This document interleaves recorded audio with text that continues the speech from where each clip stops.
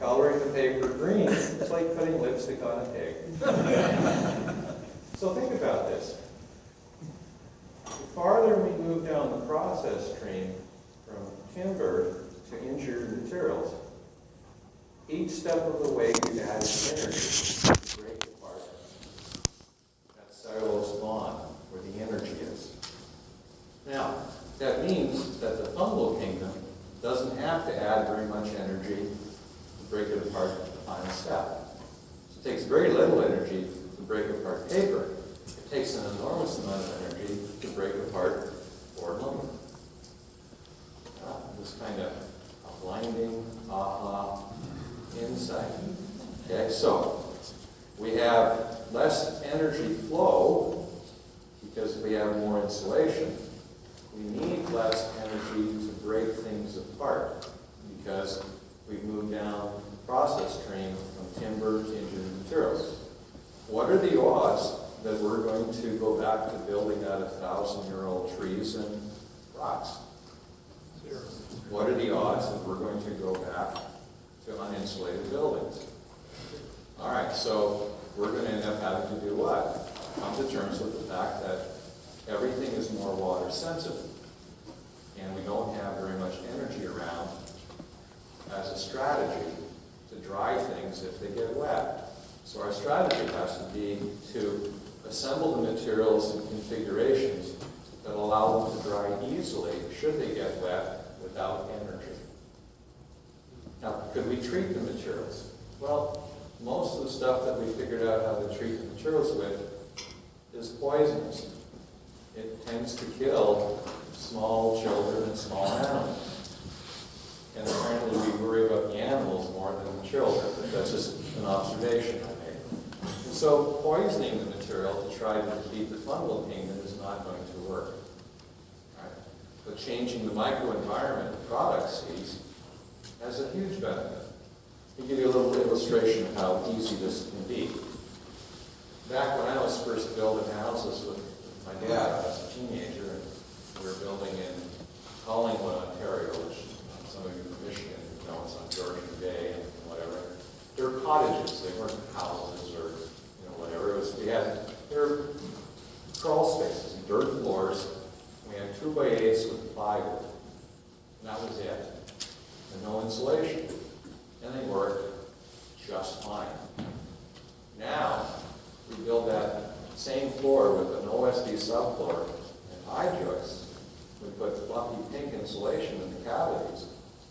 That's an environmental nightmare, right? So you can't make that work. It's not possible. So what you can do is you can take the fluffy insulation out of the cavity and replace it with foil-fixed rigid insulation and sheets underneath. What happens is that all of that moisture-sensitive material is now located to the inside of the thermal boundary, right?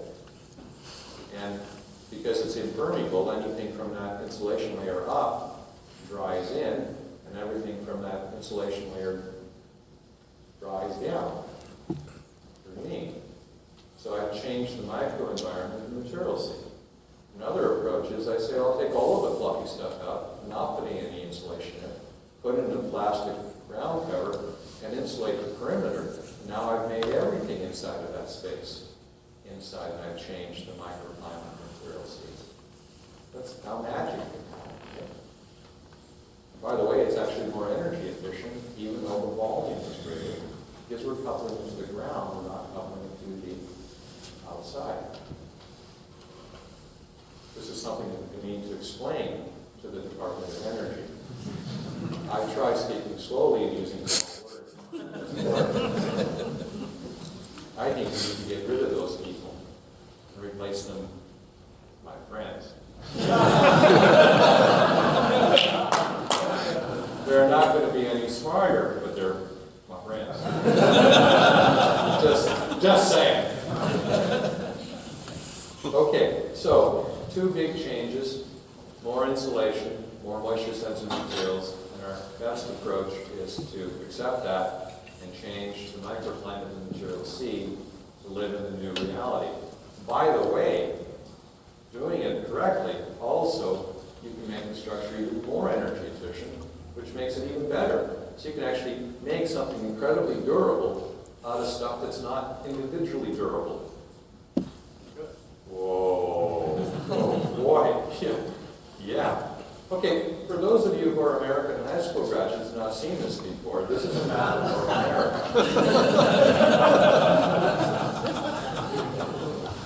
Up here, there are only 2 seasons, this winter and last winter.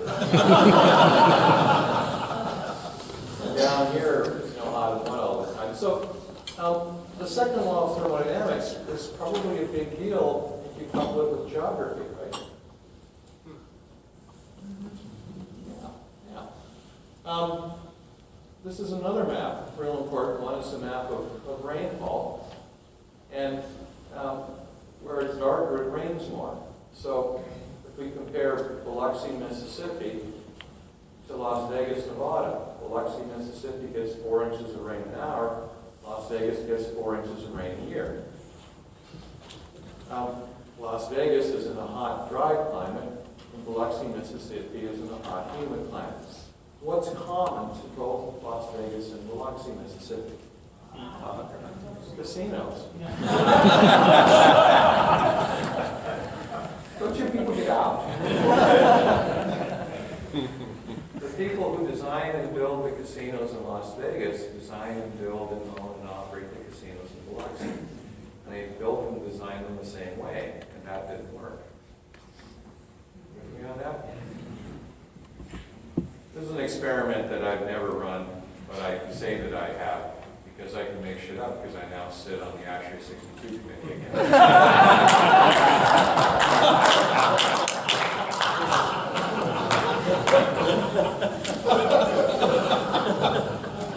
So, if you have a bunch of civilians, and you simply take pictures of houses and buildings that are over 100 years old, and say,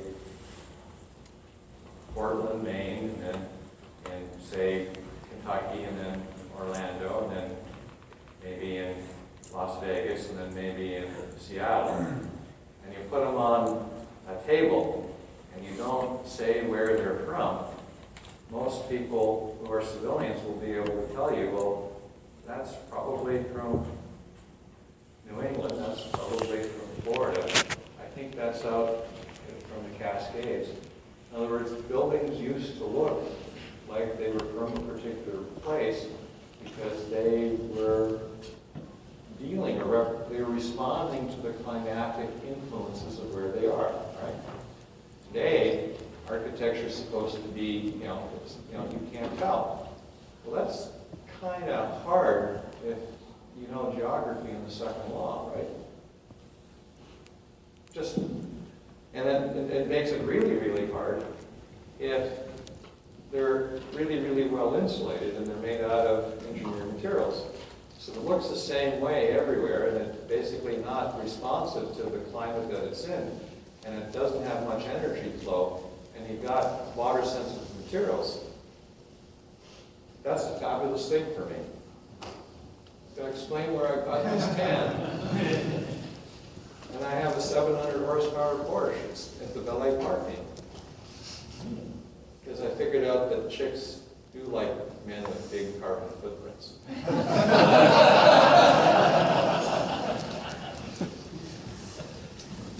So don't do stupid things. Well, this would be a stupid thing. Putting vinyl wallpaper on the inside of an air-conditioned building in Atlanta. Right? The only thing that needed to be done to not have this failure is to simply not have the vinyl wallpaper. That was it. It was just one mistake. It's like, oh my God, just did one thing wrong. Well, yeah, you're in. You're done. We're going to take all of your money now. And we're going to give it to the plaintiff's attorneys. That's not plain, is it? You guys are just, get it. They're such total sleazeballs. You just, you need basically legislation to stop them from ripping stuff off. And yet, we're doing it for the little guy. No, they're not. They're not freaking doing it for the little guy. Anyway, this is bad. I made a lot of money Not as much as the attorneys, but we would just fix hotels. And I wouldn't even go anymore because I've sent young people and said, look, oh my God, help me, Joe, what can Obi? And what's your problem? Well, we're in Mobile, Alabama. We have mold. Well, what are you? We're a Motel 6. We're a Days Inn. You have vinyl wallpaper. Yeah. You have air conditioning. Yeah. If you send us a lot of money, I'll tell you why you're screwed. So we would do 1 week. I wouldn't go. I'd send one of the young architects. I hired architects because they tended to be smarter and more open-minded than engineers, and I didn't have to pay them as much.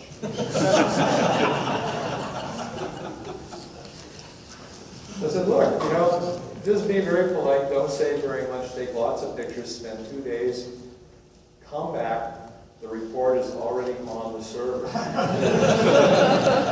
All you got to do is change the address and change the photographs, and then we're done. And like, you can't be that easy. Well, yeah, it was. It is. I don't do that anymore because other people got into the business and caused us to lower our price. I loved the Super Good Sense programs. They got their energy conservation ideas from Canada, and they basically started recommending to put plastic on the insides of buildings in Dallas and in the Carolinas. It's wow, and that's like, wow. I mean, what can you? Wow.